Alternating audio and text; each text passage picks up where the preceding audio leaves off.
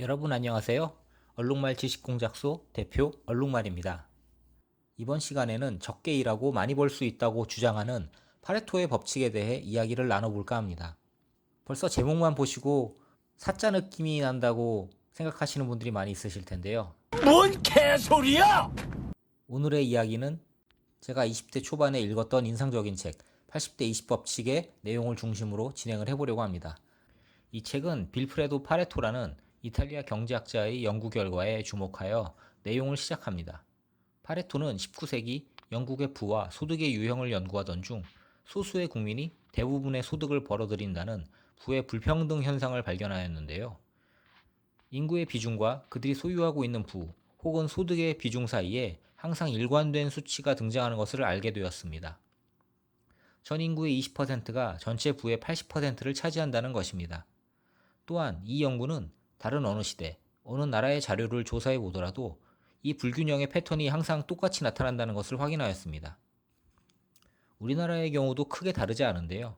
작년에 발표된 기사에 따르면 2018년 6월 말 기준으로 은행권 개인 고객 예금액 현황 자료에서 상위 1% 고객이 전체 예금액의 절반가량을 보유한 것을 확인할 수 있습니다.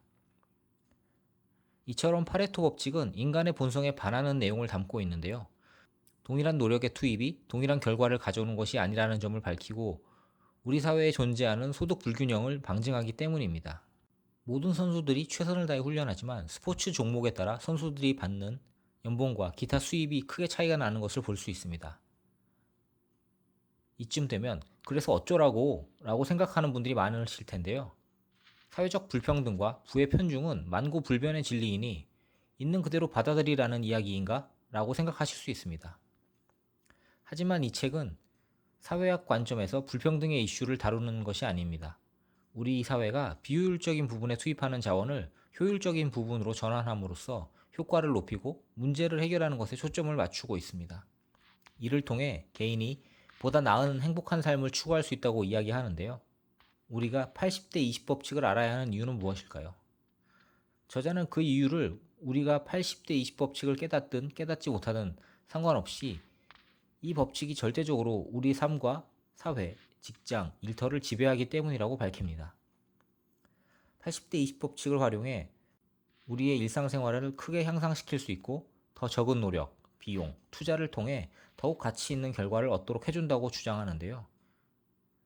이쯤 되면 80대 20 법칙이 마치 영구 무한 동력처럼 사기가 아닌가라는 생각도 드실 겁니다. 적게 일하고 많이 벌다니, 적은 노력으로 많은 성과를 낸다고? 하지만 이 책은 그 내용을 자세히 살펴보면 최소한의 자원, 노력, 시간을 투입해서 보다 많은 성과를 거둘 수 있도록 효율적, 효과적 방법을 찾는 기술에 관한 부분을 담고 있습니다.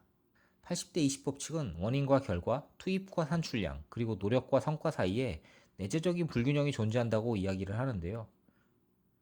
결과, 산출, 성과의 80%는 원인, 투입, 노력의 20%에서 만들어진다고 주장합니다.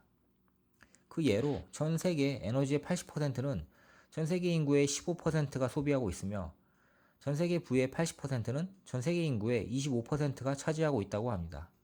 의료 진료의 경우도 인구의 20%, 질병의 20%가 자원의 80%를 소비한다고 하는데요. 80대 20 법칙이 의미하는 바는 무엇일까요? 생산성이 낮은 투입 자원을 생산성이 높은 수준으로 끌어올릴 수 있다면 성과는 기하급수적으로 증가한다는 것입니다.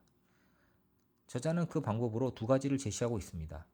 첫 번째는 비생산적인 것에서 생산적인 쪽으로 자원을 재분배하는 것입니다. 일례로 동일한 자원을 쓰더라도 에탄올 원액보다는 손세정제 형태로 가공하는 것이 수익성 기준으로 더 많은 성과를 가져오는 것을 들 수 있습니다. 두 번째는 비효율적인 자원의 배치를 바꾸지 않은 채 효율을 높이는 방법을 찾는 것인데요. 현실적으로 인적 자원의 경우 인력 배치나 직무 배정은 효율성 기준으로만 진행할 수 없습니다. 따라서 여러 제약 조건에서 성과를 내기 위해 평소 해당 업무에서 고성과를 내는 소수 인력의 노하우를 교육하거나 업무 매뉴얼 형태로 만들어 적용함으로써 구성원들의 역량을 향상시키는 방법을 생각해 볼 수 있습니다.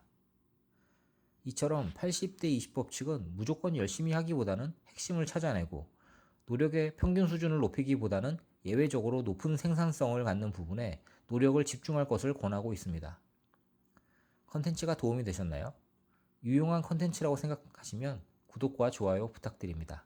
지금까지 얼룩말 지식공작소였습니다. 감사합니다.